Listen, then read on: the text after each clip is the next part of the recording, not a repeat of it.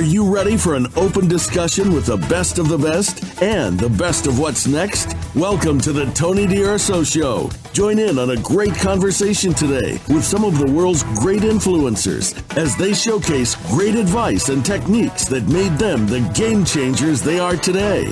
Now, here's Tony DUrso.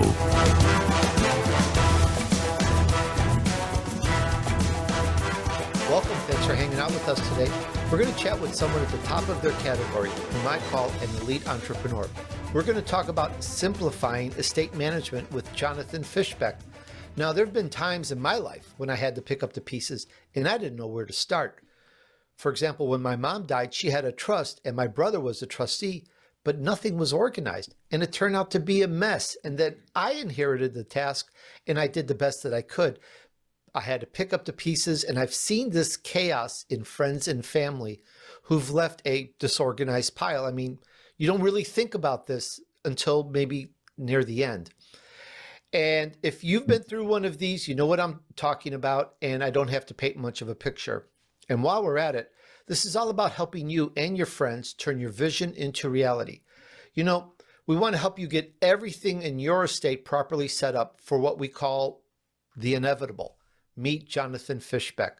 He's the CEO of Estate Space, and I asked him to tell us about the world's first asset management solution that's going to help each one of you. And I'm going to let him share the rest and tell you all about it. Let's bring him on.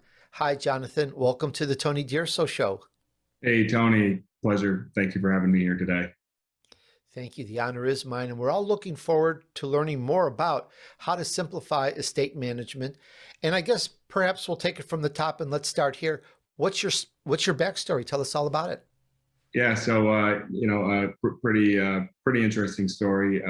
Son of an entrepreneur. My father started his first company in 1990, and so I grew up in a household and learned how to best support him. And since then, I went on to get a degree in computer sciences, and I'm now a 3-time founder. I started my career actually coming out of technology and getting into construction, and that journey took me back to technology some 16 years later. Throughout that path, as I was ended up working with ultra high net worth families somewhere around 2010, 2011, and it was through those experiences that I was brought back to seeing the good, the bad, and also the ugly that can happen with very complex assets. And it was, it was really just kind of being around people and having those experiences that it was a genesis for Estate Space. And I knew that there was a lack of technology and that this could be solved for. And ultimately, the impact was going to be able to be something that was kind of more everlasting and part of a family's legacy. And for me, I think that's where I pivoted. Because I really love relationships and I love helping people. And I just saw an opportunity to kind of take everything personally, professionally, educationally that I gathered throughout my career and bring it all to one business and bring it all to one solution. And so super excited to have Estate Space here today and look forward to diving in more. Let me start here and explain a little bit of what Estate Space does and how you do asset management. We've seen a couple of different services in the past that have attempted to do this. You're the first asset management solution. I'd like to learn a little bit more about that and how that works. Yeah, so I think, starting with kind of the main problem that Estate Space is solving for, it's to ultimately simplify estate management. And in order to do that, you have to take a step back and look at the greater ecosystem in multiple directions. And I'm able to do that. I'm able to understand that because I've lived it, right? So, coming out of service and getting into technology, we kind of knew the problem intimately. And so with that, Estate Space started, we kind of had the first problem, which was, I have all these things, I don't know where they are. So we solved for being the first physical asset management platform that you could manage your assets from a mobile device. And then naturally that then led us into property management, communications, and ultimately we've just now released our latest 3.0 version as of last week. And that's exciting because now we're going to be going from a dynamic portfolio of assets and properties and people, and turning that into an action-based system that's going to help drive efficiency. Once we're able to do that, we're then going to be able to take that next big step, which is, okay, I have a number of family members across multiple generations. I want to be able to provide a simple experience similar to the financial industry, right? So that I'm able to transfer my liquid assets very easily today. I've got a team of people that's proactively managing it. Well, estate space wants to be a platform that helps proactively manage all of your physical assets and properties and allow you that same convenience of moving assets, physical assets from one family member or one generation to the next in a very simple way. And I think that going back to the problem of like why we exist, right? We're helping people. Tony, you mentioned it earlier in your opening here. Yeah, you've had to deal with this, and so for us, it's really personal. We want to be able to make sure that we do this really well for the families that we're serving, because ultimately, when somebody, in the case of a lost family member, with these more complex assets, even not so complex, this can take away from the time that you should really be grieving with your family and being there for other loved ones.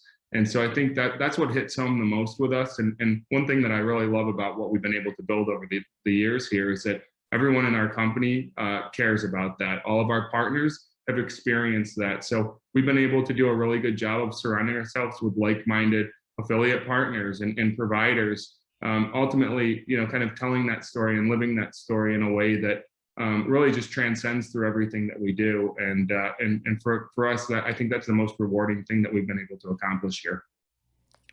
Exactly. And I've mentioned this just at the beginning, we don't expect it. We kind of tend to think we're going to keep on living. We don't think that an end is going to come. It takes us by surprise. It takes our family by surprise. And people generally that I've seen in my family and friends and relatives, as I've mentioned, don't expect it, don't see it, don't plan for it. I know someone, unfortunately, a close family friend, just passed away, I think 3 months ago. It still is a surprise. It's still a shock. And the person's family is still picking up the pieces. And so we don't expect it. And it's kind of like a kind of topic that you don't talk about, it's, face it, it's the end of that relationship. We don't want to go there, but it is important. And I think one of the things to mention is, when we think of our assets, if I own some property, yeah, I can, make sure it's turned over. But, if you are a stamp collector or a numismatic and you've got these rare coins, or maybe a wine collection, if you've got something special, that is part of the physical asset. And I like to kind of drill down on what could be the physical assets, kind of get some ideas in people like, oh, that too, we have that. We should take care about this.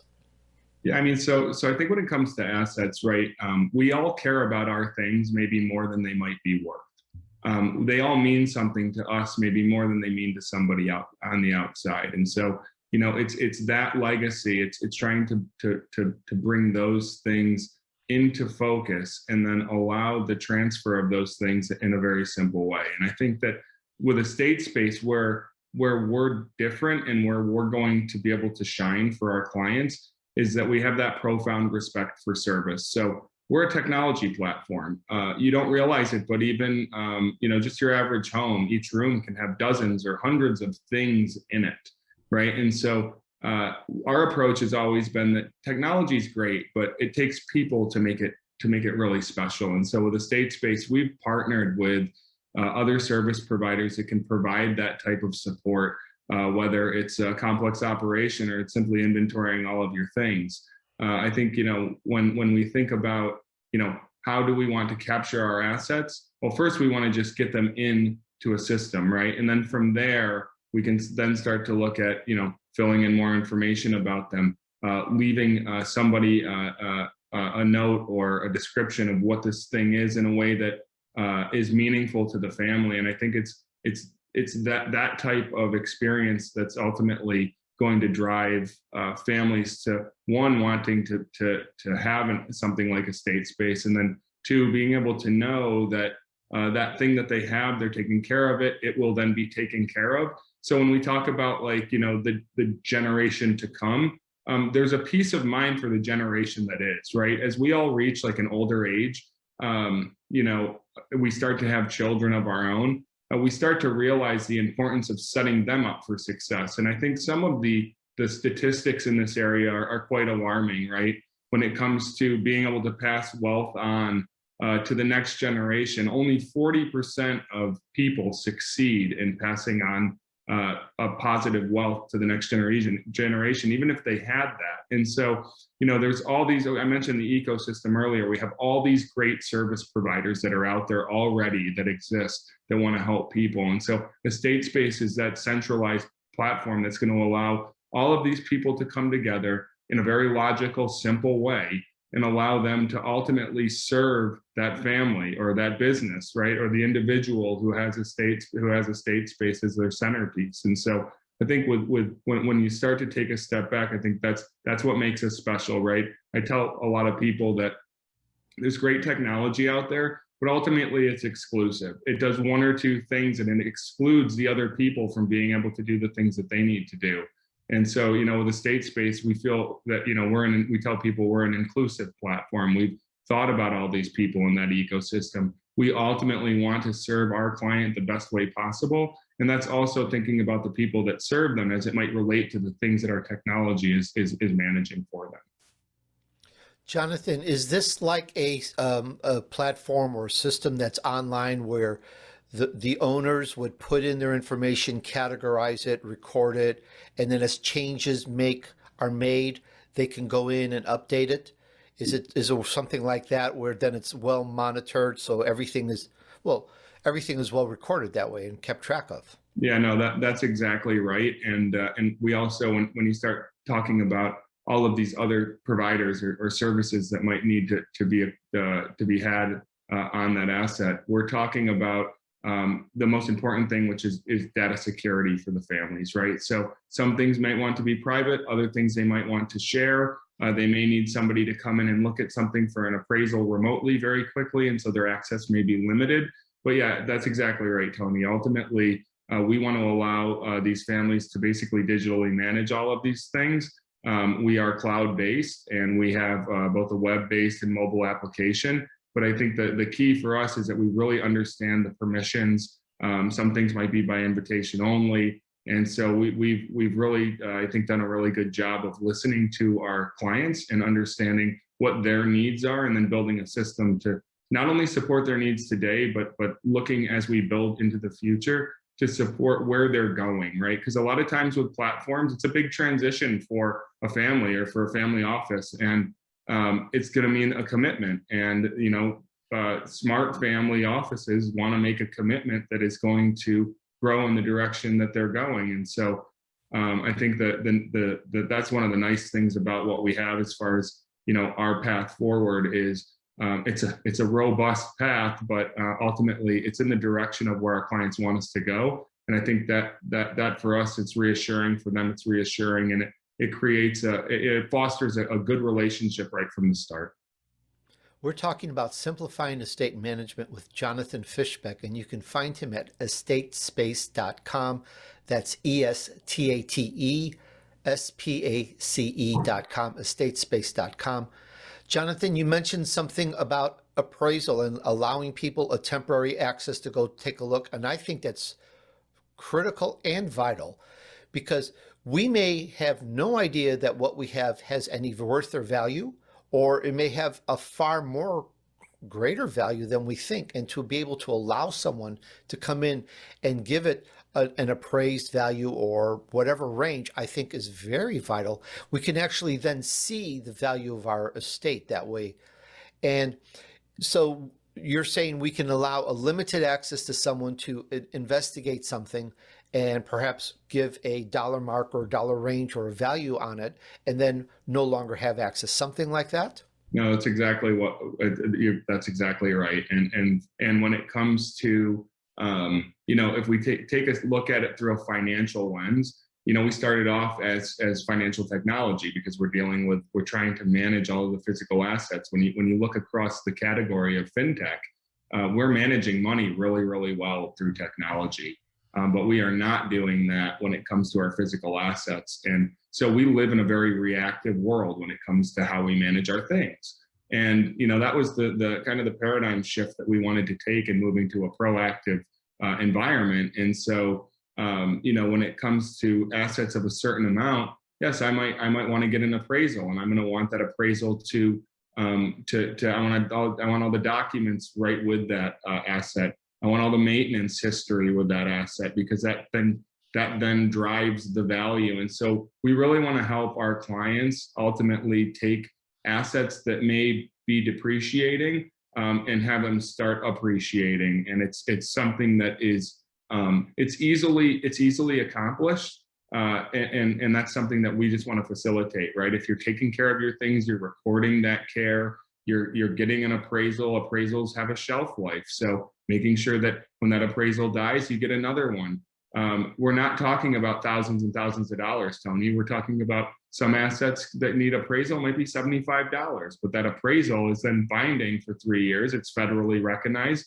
And now we can start to take the next step with estate space and have a real-time portfolio value financially of all of our real property assets. And so when you start to look at someone's financial portfolio, you have your liquid investments, you have your physical asset investments, and then you may have alternative investments if you've invested in a company, right? And so being able to be that second leg of that stool and really do a good job, that's ultimately going to allow us to again connect with an already existing financial network that's global and really start to help those folks help the clients that they have, especially when it comes to multifamily offices or private client groups with large banks and insurance companies. Those are the people that I'm in conversations with regularly, and it's all about serving the client better. And that's what I really love, even from some of the largest institutions in the world.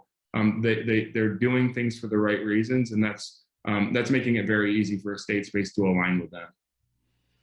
Jonathan, you mentioned security earlier, and while we talked about that very briefly, this is our assets. It's our life, it's our work, it's our business, our company, our family, and we're concerned that anyone has access to it or can do anything with it.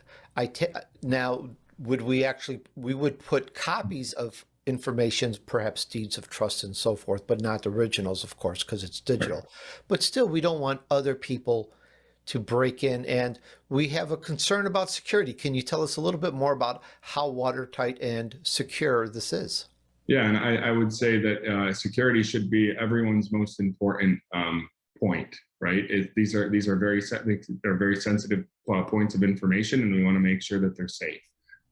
So not to dive too much into security, because that's a show of its own. But we've achieved regulatory compliance and standards in security as a company, as a technology platform that makes all of our clients feel good. We took the bank approach, right? If a bank's doing it, then we should be doing it.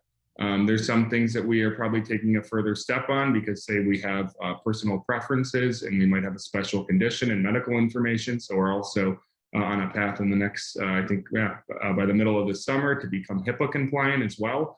And ultimately, we started the business with security. We knew the space before we got into it.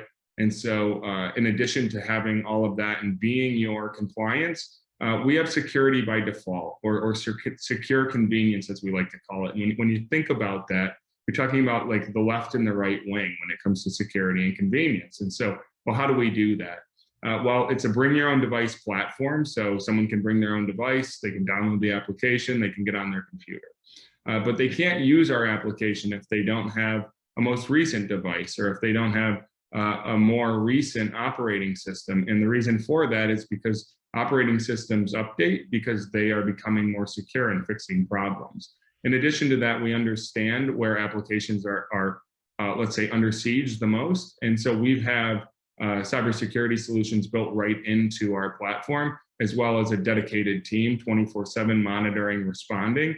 And so when you get us, you don't just get an easy to use platform. You don't just get all these other things. You also get that peace of mind, knowing that no matter who's a member of your estate space, that their device is secure, that their access is only granted by a state space if they've met those security protocols. And I think that takes a lot of pressure off of the family. Like, a lot of solutions that have come and been similar to what we're accomplishing, they need an IT team to support the application. And so I always knew that we wanted to be SaaS, we wanted to be easy, we wanted to be fun to use, and in order to do that, we built all of those teams and all of those points of security into the platform to really just take that burden off of our clients. Jonathan, in terms of having the information in a very secure place, a very secure server, and having access to it, let's talk about banking. Would I put my passwords and my bank access there so that in the event that I move on, whoever's next in line or authorized can then just pick up and doesn't have to find out where everything is? Yeah, so yes, we can facilitate whatever you'd like to put in. And again, I think the beautiful part is that when you get a state space, you get everything that we are today, you get everything that will be tomorrow, but you can choose what you want to use. You may want to do that, you may not want to do that. You may want to leave that with your attorney outside of the platform. But ultimately, you can use us however you choose to, Tony. And when it comes to when we start to get into the transition of an estate, we're going to start to look at things maybe through a different lens. And we talk about, just the security of the platform and making sure that, we want to make sure that we're using biometric entry. We want to make sure that things might be timing out, but they're easy to get into. So again, when you think about a state space, you can think about how your bank app operates. But we also want to make it such that it's not like you've forgotten your password and you can't get in. And so I think with that, we have easy fail safes if that were to happen in order for you to securely reset and authenticate back in. But I mean, I'd say the only thing we can't stop, Tony, is somebody looking over your shoulder while you're in the application using it. I understand. Yeah. And when I travel, with the family, I always have a backup that if someone needs, and if I have no access, how can I access my bank or some vital information? So I always provide an access to some family member just as an emergency. I think it's prudent, especially when you're just traveling all over the world or whatever. Yeah. And I think of this in a similar term of here's my assets, here's access, and if needed, here's what you do, sort of thing. And I think it is so vital. I've seen it so many times, and I do a small little tiny version of it myself. So I totally can sync with that and how important that is. Yeah. And I'm sure there's been a lot of challenges. You're the first asset management to system and platform to do this. I'm sure you've had some significant challenges. Why haven't others done this before? Are there some major hurdles that had to be dealt with that you were able to solve to move into this? Yeah, I mean, I think the biggest challenge that we've ever had was creating a standard for information in our category. So you've got all the things in the world. Well, some things are measured very differently than other things, right? And so we spent a lot of time creating a standardization of attributes across characteristics or measurement or time.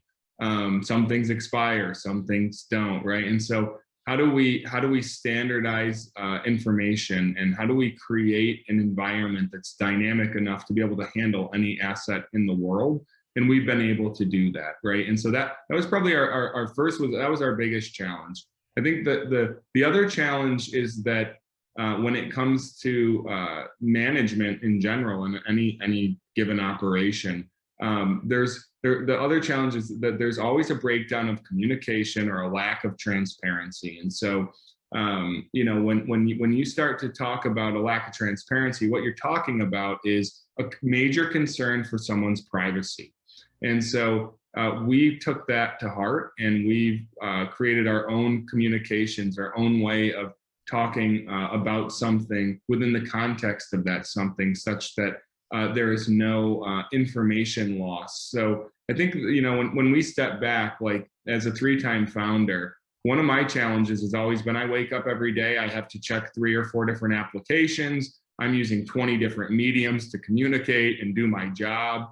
And things do get lost. And, as I get older, I might be getting smarter, but things might not be working as fast as they once did. And when it comes to, estate space, our main goal is to solve for that, right? To provide all of those tools in one platform to some degree, right? I might have contact management in a CRM, but I don't need to be a Salesforce, right? I don't need to do certain things to the same degree that others do.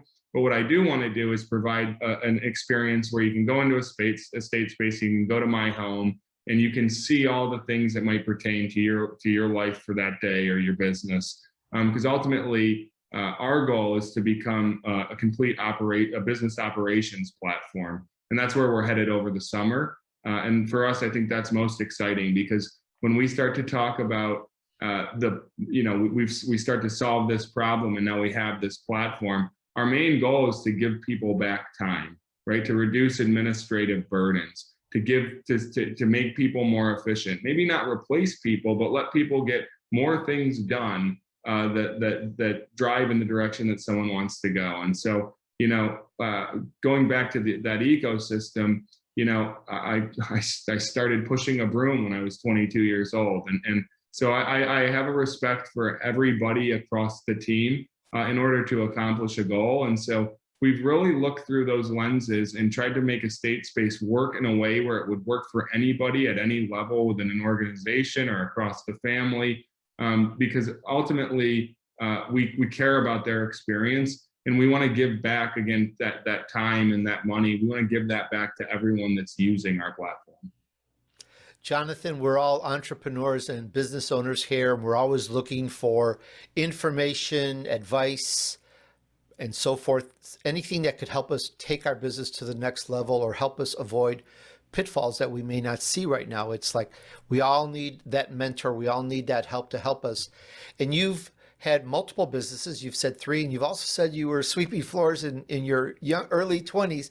So I'm curious, and on behalf of our entrepreneurs, is there some significant moment that occurred that just changed your life forever? Said, hey, this is what I'm going to go do? Because, at 20, you could do anything you want in your life. You could have been, serving drinks at some island, for a while and doing that.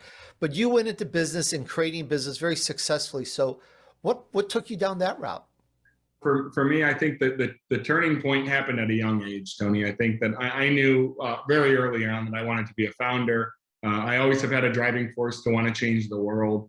I know now that I exist to help. I exist personally and professionally to help people. That's what gives me the most joy. I think for me, having taken that first leap of faith, if you will, into becoming an entrepreneur in the beginning, it never made the next leap any easier. But I can tell you that, I don't know, there's just maybe something in me that really, really enjoys it. And I've also learned a lot when it comes to, advice that I might have for other entrepreneurs along the way, and, within the community, if you will. And would you say in your career, there was a time when there was the worst moment ever? Being broke, not knowing if I could afford, not knowing if I could afford to get to tomorrow. So I think, for me, that's happened a few times in my life, and that's super scary, especially when it's, my money, and it's real money, no matter how much it is. I'd say that's probably been the most scary moments, but I don't know. I can look back now and tell you that no matter what is going to happen tomorrow, I'm going to get up and I'm going to go to work, and I'm just going to keep pushing through. And I think, in as of late, in the last few years, I've picked up a mentor by the name of Barry Liebert, who's really served me well. And I think the best part about mentorship, and one of the things I try to do is similar to the same thing he does for me, is, ultimately he's going to make me a better husband, a better father, a better son. He cares about me personally more than professionally. Professional success is great, but in my case, if I don't have my family there, if I don't have all those things, none of it really matters.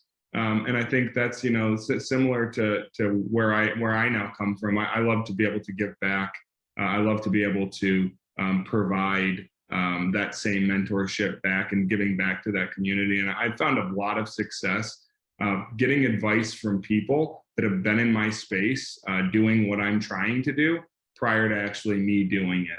I think that's one of the most invaluable things. And then in the last year, I've actually started to join groups with like founders. So I'm a SaaS technology platform. So I surround myself with founders that are doing the same thing.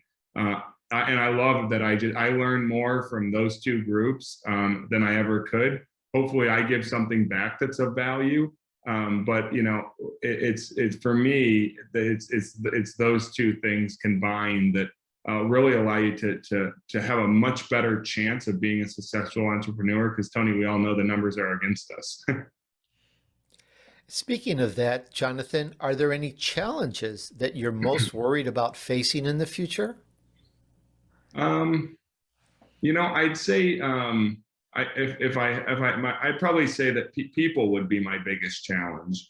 I think it's very hard to find the right person. There's a ton of talent out there. There's a ton of great people. I think, some people may talk about one generation to the next and this and that, but at the end of the day, every generation is amazing. I try to take the best perspective on each one. And, I think for us, it's finding the right people, right? Like I mentioned earlier, I want people that care about what we're doing. I'm not just looking for someone to come in and do a thing or do a job for us. I want them to have a vested interest in what we're doing, because that means more. That means more to me. It means more to the company, and it ultimately is driving the culture. And so I'd say people are probably the biggest challenge, and we're continuing to grow and scale. We just we tripled in size in the last 8 months, people wise, and it's been a great journey. I've met hundreds of new people, but I think that's always going to be a tough one. Is finding those right people within that group. Jonathan, with all you do, how do you balance life and work? Do you find that you've got a handle on that? Because some people they have trouble with it. We could say that I've fallen off the bike a couple of times, but I always get back up. I'd say, for me, my number one partner is my wife, right? And so that's taken me maybe the last couple of years to realize. And so, it's like I have a business and I have a family. I've always known that my wife was my partner, but then I might have a different partner at my job. And ultimately, I've done a much better job, Tony, of managing that of late. Because now I'm partnering with my wife in every aspect of life, including business. And I know when to stop, right? I actually, I'm 39. I just can now say that I proudly learned to not work on a vacation. And that's taken me a long time to do, but it's been one of the best things for our family, our children. Again, I said that's why I do it. And so, even if it starts small, right? I might not start my day until 9, but at 5 o'clock I'm done. And I may go back later, but I take the time off. And when I'm off, I give my family 100% of me. And I think that even if, for any entrepreneur out there that might have a lot on their plate, even if you might only have an hour or 2 hours, right, for your family, give them all of you during that 1 or 2 hours. And I've been a big fan of, and I've always taught in my company, right? You have to take care of yourself before you can take care of other people. You need to take care of your family, and then you need to go to work and do a good job. And personally, over my career, I've always struggled on the ladder if I had an issue at home or if I wasn't taking care of me. So, making sure that you take time out for yourself, take time out for your family. It's not so much about the quantity as it is the quality, Tony. I'm totally with you on that, and I think we've all learned it's a learning process. Perhaps the madness of the past couple of years have made it easier because we tend to spend a little bit more time at home, and there's a good and the bad. But I think eventually, if you stick with it, it becomes really good. And one of the things that's done for me, believe it or not, is I used to be a big reader, but when I started podcasting and running another business, that kind of didn't happen. And now it's back in my life and I'm reading, and really it's just amazing. And I just can't say enough about reading a good book and getting getting into and exploring other items, other worlds, other concepts that can help you in your business. So Yeah. I pose the question to you. Have you read a good book lately? So I have not, truth be told. I read a lot of the same books over. So I'm a big fan of the E-Myth Revisited. I'm a big fan of Traction. I tend to read articles about other entrepreneurs, and I tend to read a lot of articles as they would relate to my industry. I maybe follow a podcast, or I will follow a blogger or a writer. And I find that I get a lot out of that. I don't maybe have a ton of time to, I don't make a lot of time to sit down and necessarily read for long periods of time. With my schedule and how it permits and works well for me is that I might take 10 or 15 minutes here to read. And the one thing I do love about that, and maybe that's what you were getting at as well, is it helps me disconnect from whatever I was doing. And that disconnection is really good, right? Just going out and just reading takes me away from what I was maybe thinking about or working on. And that's super important for any entrepreneurs, to make sure that they have those things in which they can get away from their day-to-day activities and just kind of forget about it, even if it might be only for, a couple 10, 15 minutes. And we all have our personal habits that we feel really help us stay successful or become successful or persevere through the obstacles. Your business has not been an easy business, but yet you've persevered and you've gone through. Are there any personal habits that you feel have contributed to your success? Oh, 100%. I mean, I think that when it comes to time blocking, it's an art, not a science. And I've mastered the art of time blocking as it works for me. I don't try to overschedule myself. I safeguard my beginning of the week and end of the week. And I've also stopped working as much. And so I might still work quite a bit, comparatively speaking, but I don't start my day until about 9 a.m. And I'd say that the best things that have served me are definitely time blocking, definitely making sure that my priorities are right when it comes to that time block. And then one of the things that I've really worked on is I have people. So being able to allow myself to rely on other people and maybe guide them, not do the work for them. That's been a super big help for me over the last couple of years. And ultimately, if you slow down to speed up in your business, right, as a third point, I don't have a lot of rework anymore. I really try to understand where I'm going and plan prior to actually doing anything. And coming from construction, there's an age-old saying that construction is 70% preparation and 30% execution. And I find that to be true in any business. And that's something that I've really worked hard to make sure that I honor and properly planning and preparing before I just go off and start doing something. And again, I think that goes back to my point of go get a good advisor, go find somebody that's been in your space, let them help you, and you'll find that most people, when you ask someone for help, the majority of people are inclined to help you. That's just how we are as people. So don't be scared to ask for help. Great advice. And I feel I've gotten to know you a lot better, as well as what you do in the state space. And I just, again, encourage everyone to check it out because it's needed. Whether we want to or not think about it, it's the inevitable. So it's wise to check it out. We talked about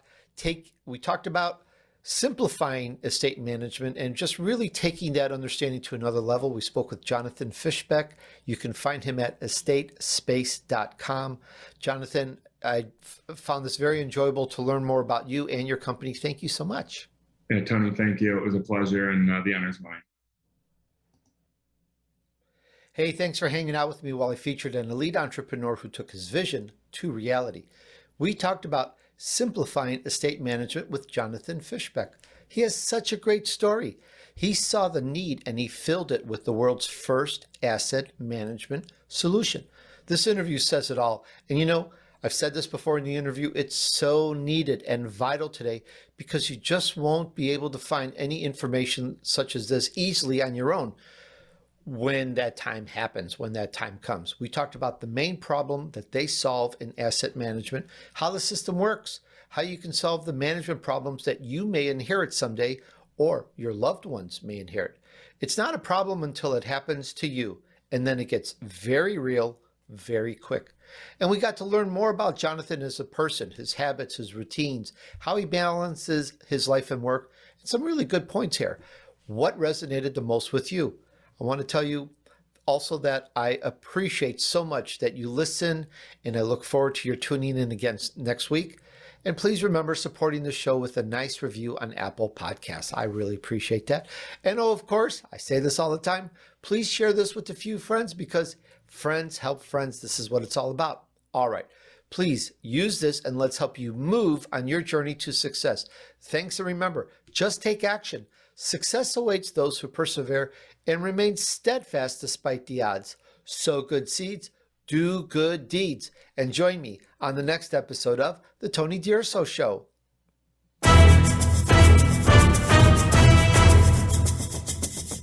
We hope you've enjoyed this week's edition of The Tony DUrso Show with his key influencers. Be sure to tune in again next Friday at 5 p.m. Eastern Time, 2 p.m. Pacific Time on the Voice America Influencers channel.